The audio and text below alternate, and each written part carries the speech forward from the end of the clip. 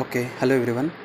सो अब next topic start कर रहे हैं। लास्ट वीडियो में अपन ने डिस्कस किया था केमिकल प्रॉपर्टीज़ के बारे में, chemical properties of amino acids. So मैंने यहाँ पर जब अपने टॉपिक स्टार्ट किया तभी बात कर ली थी कि एमिनो एसिड्स जो होते हैं वो आपके पेप्टाइड्स और जो प्रोटीन्स होते हैं उनके मोनोमर यूनिट्स हैं। मतलब आप ऐसा कह सकते हो कि जो अल्फ़ा एमिनो एसिड्स होते हैं ये आपस में कंबाइंड होते हैं, इनका पॉलीमराइजेशन होता है और इनके पॉलीमराइजेशन से फॉर्मेशन होता है किसका, प्रोटीन पेप्टाइड्स का, एंड देन प्रोटीन्स का फॉर्मेशन होता है। मतलब ये आप यूँ कह सकते हो कि जो अल्फ़ा एमिनो एसिड है वो सबसे छोटी यूनिट होती है, आपके सबसे छोटी यूनिट होती है। एमिनो एसिड्स आपस में कंबाइंड होकर पेप्टाइड्स का फॉर्मेशन करते हैं और पेप्टाइड्स फिर आपस में कंबाइंड होकर किसका फॉर्मेशन करते हैं, प्रोटीन्स के मॉलिक्यूल का फॉर्मेशन करते हैं। तो ये इनके बीच का क्या है, रिलेशनशिप है। यहाँ पर अपन जो नेक्स्ट पोर्शन जो डिस्कस करने वाले हैं वो बहुत ही इंपॉर्टेंट है। इससे आपके पेप्टाइड एमिनो एसिड्स के बारे में तो अपन को क्लियर होगा ही, साथ साथ में पेप्टाइड्स और प्रोटीन का कन्फ्यूज़न भी दूर हो जाएगा। तो ये टॉपिक है आपके स्ट्रक्चरल रिलेशनशिप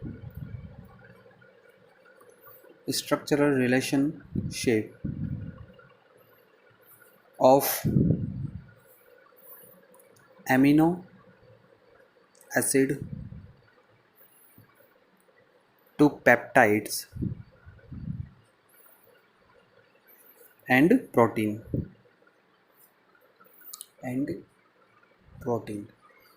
सो यहाँ पर अपन जो नेक्स्ट पॉइंट डिस्कस करने वाले हैं वो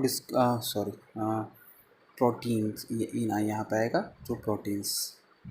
तो यहाँ पर जो नेक्स्ट अपन डिस्कस करने वाला है ये टॉपिक क्या है आपके, कि आपके एमिनो एसिड और पेप्टाइड और प्रोटीन में इनके बीच में रिलेशनशिप क्या है, स्ट्रक्चरल रिलेशनशिप कैसा है। मैंने आपको पहले बता दिया कि एमिनो एसिड सबसे छोटा यूनिट होता है पेप्टाइड्स और प्रोटीन का। इनके बीच का स्ट्रक्चरल जो रिलेशनशिप है वो कैसा है वो अपन समझने वाले हैं। बहुत ही अच्छा टॉपिक है, बहुत ही इंटरेस्टिंग टॉपिक है।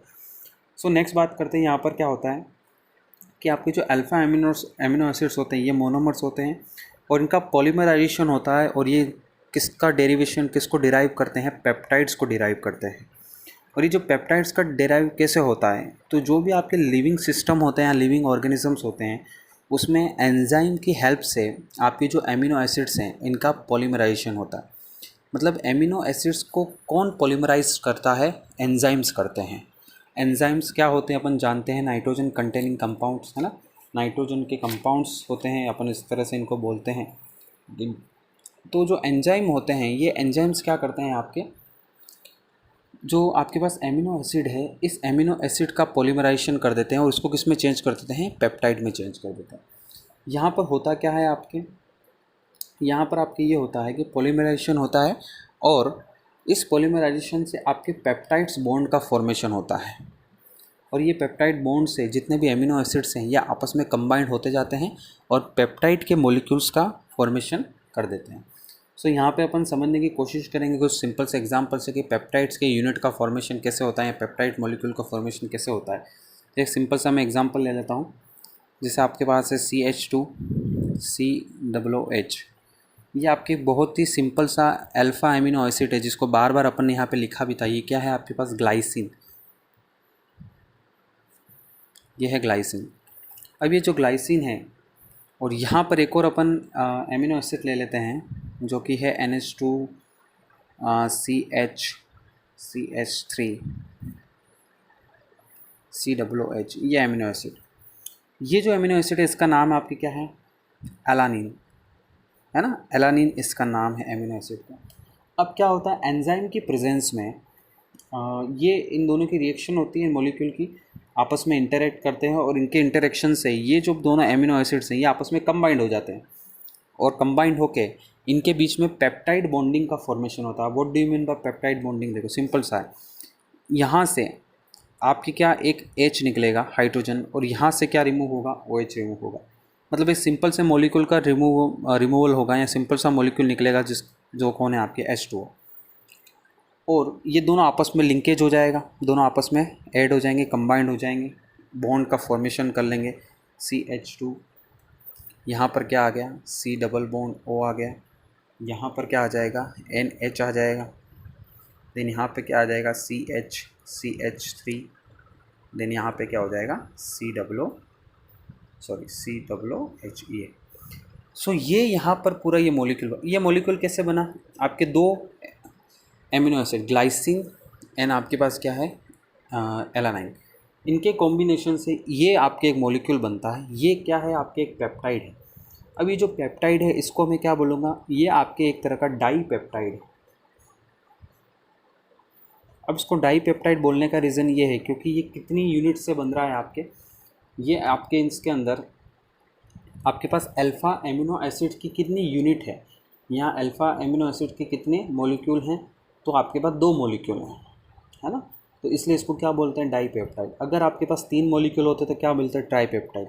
और अगर आपके पास 4 से लगाकर 10 के बीच में मॉलिक्यूल्स होते हैं तो उसको अपन क्या बोलते हैं, ओलिगोपेप्टाइड। ठीक है, और इससे ज़्यादा अगर मॉलिक्यूल्स होते हैं तो उसको क्या बोलते हैं, पॉलीपेप्टाइड। सो अगर आपके एमिनो एसिड में कितने मॉलिक्यूल हैं, 2 मॉलिक्यूल, आपके पेप्टाइड में 2 मॉलिक्यूल हैं एमिनो एसिड्स के, उसको डाई पेप्टाइड बोलेंगे। अगर 3 है तो ट्राई पेप्टाइड, 4 to 10 है तो ओलिगो, और उससे ज़्यादा है तो अपन क्या बोलेंगे, पॉलीपेप्टाइड उसको बोलेंगे। तो बहुत ही सिंपल वे में अपन क्या कर रहे हैं, इसकी नेमिंग कर रहे हैं। ये जो एमिनो एसिड बना है इसका नाम क्या है, ये जो पॉलीपेप्टाइड का फॉर्मेशन हुआ इसका नाम है आपके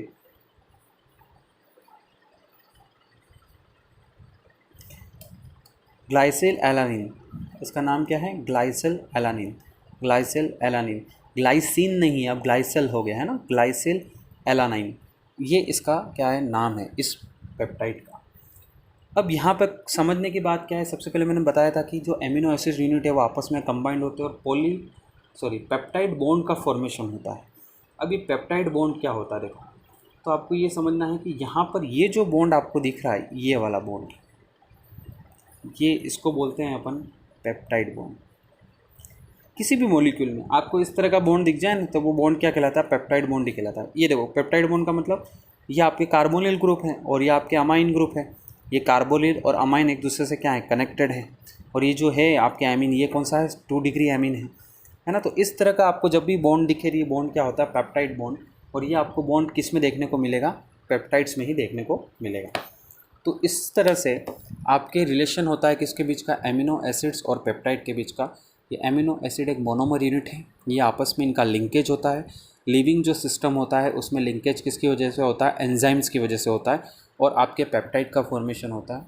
और जो पेप्टाइड मॉलिक्यूल का फॉर्मेशन हुआ उसमें सिंगल बॉन्ड उसमें 2 आपके पास क्या है, एमिनो एसिड है तो डाईपेप्टाइड, 3 है तो ट्राईपेप्टाइड, 4 to 10 है तो ओलिगोपेप्टाइड, और अगर इससे ज़्यादा हैं, है ना, more than 4 to 10 if molecule are present in your peptide then is called polypeptide molecule. Okay, अभी जो मैंने आपके एग्जांपल की फॉर्म में जो मैंने फॉर्मेशन किया था पेप्टाइड का, उस पेप्टाइड को अपन शॉर्ट में किस तरह से रिप्रेजेंट करते हैं, इस तरह से करते हैं, GLYALA, ठीक है, ग्लाइसिल एलानिन। इस तरह से इसको क्या करते हैं, अपन शो करते हैं। पूरा नाम नहीं लिखना चाहो तो ये लिख सकते हैं, मतलब एब्रीवेशंस आपको इस तरह के लिखे हुए मिलेंगे। अब आगे बात करें, उसी तरह से अपन एक और एग्जांपल देख लेते हैं। जैसे यहाँ पर अपन आपके पास इस तरह का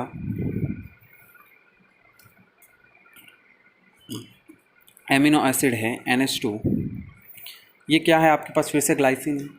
देन यहाँ पर सेकेंड मॉलिक्यूल ले लेते हैं, वापस से एलानिन ले लेते हैं अपन, ठीक है, ये आपके एलानिन का मॉलिक्यूल, ये एलानिन एमिनो एसिड।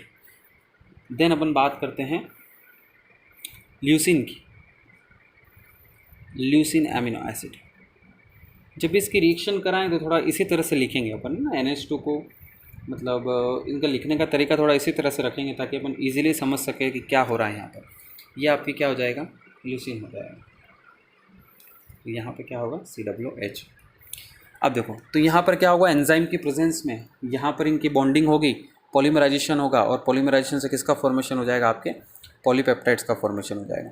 अब यहाँ से वही, यहाँ से OH, देन यहाँ से हाइड्रोजन H2O, यहाँ से OH, यहाँ से हाइड्रोजन H2O, तो कितने मॉलिक्यूल रिमूव होंगे, H2O के ट्वाइस ऑफ H2O यहाँ से रिमूव होगा। और जो मॉलिक्यूल एंड मॉलिक्यूल आपके बनेगा कुछ इस तरह से मॉलिक्यूल बनेगा। यहाँ पर C डबल बॉन्ड O, यहाँ पर आ जाएगा NH, यहाँ आ जाएगा CH, यहाँ हो जाएगा CH3, यहाँ पर हो जाएगा COOH, देन सॉरी यहाँ से भी H2O रिमूव होगा, इसको ऐसे लिखना है, यहाँ से भी H2O रिमूव हो रहा है, ये NH, देन C, यहाँ पे H आएगा, CH, COOH, और यहाँ पर CH2, CH3, CH2। ठीक है, तो इस तरह से क्या होगा आपके, ये फॉर्मेशन होगा। तो ये आपके किसका फॉर्मेशन हो गया, पॉलीपेप्टाइड। ये जो पॉलीपेप्टाइड बना इसका नाम क्या होगा, देखो इसका नाम किस तरह से होगा, तो देखो ये तो आपके ग्लाइसिन है, ये आपके एलानाइन है, और ये आपके ल्यूसिन है। अब जो ग्लाइसिन और एलानाइन के फॉर्मेशन से क्या बनता है, ग्लाइसिल एलानिन बना था आपने, है ना, ग्लाइसिल एलानिन बना था। यहाँ पर ये जो मॉलिक्यूल है, यहाँ जो ये पेप्टाइड है, इसका नाम होगा आपके GLYCYL, ग्लाइसिल एनानिल ल्यूसिन।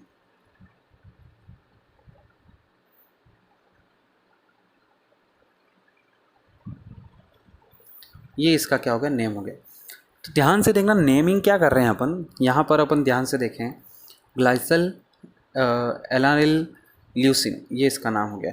मतलब ये जो मॉलिक्यूल है इसका तो वैसा का वैसा नाम लिखा है पूरा पूरा, कोई प्रॉब्लम नहीं है। यहाँ पर इस नाम में चेंज किया अपन ने, ठीक है।